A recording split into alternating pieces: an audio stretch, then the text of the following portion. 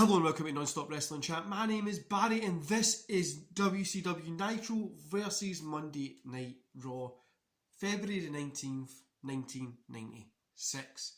Guys, we're going back in that time machine. We're going back to when wrestling felt good on a Monday night, unlike recently. Before we get any further, guys, don't forget to hit like, subscribe and that beautiful notification bell, and let's get started. So, the way this always kicks off, we start with WCW, then we do Raw, and then I do like an overall kind of thing. So we'll do WCW first. We kicked off with Hogan versus Arn Anderson with women. Arn Anderson gets a win via a DQ. 2 stars for this one. Hogan got so much offense in that it didn't really make sense for him to lose, but he had to get so much in before he got the second week in a row loss. But yeah, it was fun. I enjoyed it. It was a good opener to Nitro, actually. It got you interested. Plus, back then you're flipping through the channels and you see Hogan and Arn opening match. You're like, well, what's going to come next? Do you know what I mean? Then we got the Loch Ness versus Alex Wright, which was pish. I mean, I'm not going to rate this a squash match. No point in it being there. Loch Ness got the win. Then we got the Belfast Bruiser versus Brad Armstrong. 2.5 in this one. I really enjoyed this match. It was short, simple, sweet, straight to the point, hard hitting, and it just worked. Like I said, Belfast Bruiser got the win. Fit Finlay for the WWE guys. He's there to face Lord Regal, William Regal, what you want to call him. And yeah, it was pretty fun. Then we got WCW World Heavyweight Championship, which was Ric Flair with Elizabeth and Women versus Randy Savage. Flair gets a win, 3 stars. There's a bunch of interference towards the end of this, but it was a really, really good match.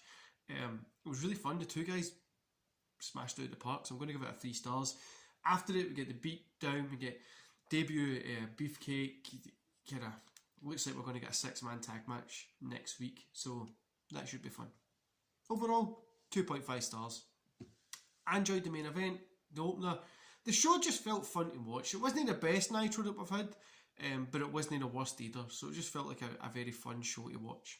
Now moving to Raw. We had the Intercontinental title, Razor Ramon versus Goldust. Quick cliff note is this is one of, I think this is actually Scott Hall's, Razor Ramon's last match in WWF on Raw. Then we get Ramon gets the win via count out, 2 stars. It was okay, do you know what I mean? It was nothing special. I always enjoy Goldust's work for the most part. As you all know, I'm a big fan of Scott Hall, Razor Ramon, so it was okay. Nothing really to write home about. Vader comes out and kicks ass and stuff in the ring. A segment, nothing to do with this. A segment with Jim Cornette really kills it. I like Vader at this point, and I do like Vader's matches, to be honest with you, but really cool. Then we get Marty Jannetty versus the Ringmaster, Stone Cold Steve Austin. Ringmaster gets a win, 2 stars. Nobody in the audience gave a shit about this match. Literally, people weren't caring about it at all. And it's so weird to think, like maybe a year, we're coming up for a year after this, Stone Cold becomes one of the biggest names in professional wrestling history. Ever. He's going to be one of the biggest guys that you could ever want to see, and people just weren't caring about it. He must have been kicking yourself. Then we got Tatanka versus Undertaker. Taker gets a win. This wasn't really a main event, so I'm not going to rate it. What it was there for was the aftermath when Diesel starts smashing the coffin up with an axe. Then we get Taker kind of reacting to it with Paul Bearer. That was it. Overall, 2 stars. The matches were a little bit too short for me on Raw.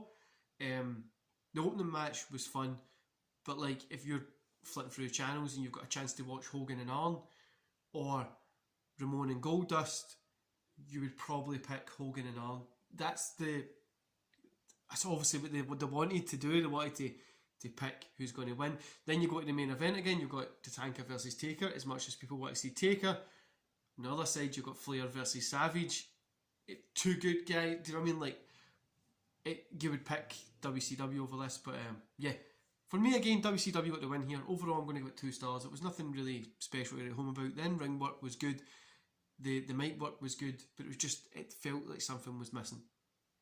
And yeah, I just can't believe how people weren't just interested in the Ringmaster stuff. I wouldn't have been interested back then either. Obviously, he wasn't as big a name as what he is now, but you've literally got Stone Cold Steve Austin there starting to put those building blocks in, which is fun to see, and I'm going to really, really enjoy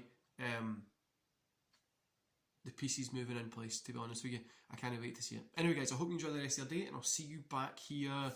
This is Monday.